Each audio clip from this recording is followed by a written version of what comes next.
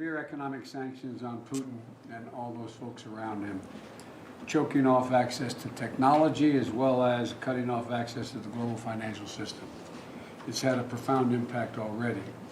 And the goal was to maximize the impact on Putin and Russia and to minimize the harm on us and our allies and friends around the world. Our interest is in maintaining the strongest unified economic impact campaign that on Putin in all history, and I think we're well on the way to doing that. In the State of the Union address, I announced that the Department of Justice is going after the crimes of Russian oligarchs. The Attorney General spoke to that earlier, and who line their pockets with Russian people's money, and while Ukraine and the people are hiding in subways from missiles that are being fired indiscriminately in Russian cities. Today I'm announcing that we're adding dozens of names to the list, including one of Russia's wealthiest billionaires, and I'm banning travel to America by more than 50 Russian oligarchs, their families, and their close associates. And we're going to continue to support Ukrainian people with direct assistance. I had a meeting this morning with the quartet down in Southeast Asia, including India and Japan. And we're going to continue to support the people with direct assistance. And on Tuesday night at the Capitol, we saw America united in support of Ukraine and in our work to hold Putin accountable. And now to today's meeting, we're going to discuss how we're going to keep the economy growing by bringing costs down for the American people, as well as we know that people are feeling the pinch.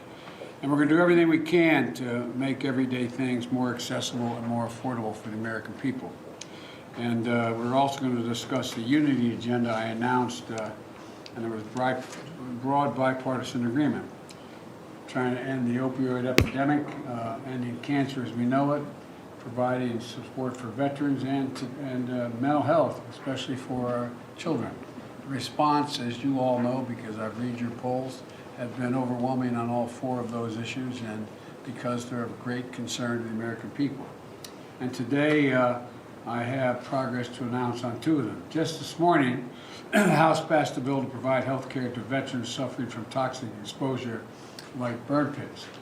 And 34 Republicans joined with Democrats to make bipartisan progress on this project, keeping our sacred obligation to we have the veterans who, when we send to war and they come home, we care for them. And when it comes to the mental health of our children, today I'm instructing the Departments of Education, Health and Human Services to develop initial guidance to schools that will help them provide mental health support for students in our schools.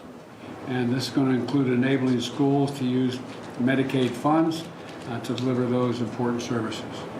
And because to me, the State of the Union was more than a speech to me. It was an action plan to lower costs, to address our critical needs, and as for the American people, because they're confused out there, understandably. The world is changing so rapidly.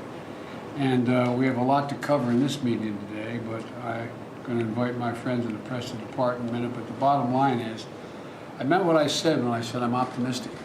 I'm optimistic if we use the kind of ability to unite the country I think it exists, and I think we saw at the State of the Union. I don't think there's anything we can't do. I really don't. And we are at one of those inflection points in world history where we have an opportunity. If we act swiftly and we act with courage, we can change the dynamic the world is moving toward. If we don't, we're going to be in real trouble. And but I think it presents an opportunity as well as a problem. Like I said, my mother used to always say, out of everything bad, something good if you look hard enough for it. And we're looking hard, and I think we found some answers. So anyway, thank you all for being here, and we're going to get on with the meeting. Thank you. Thank you, guys. Mr. President, Mr. President, Speaker. Thank you, guys. Thank you. Let's go. Let's go.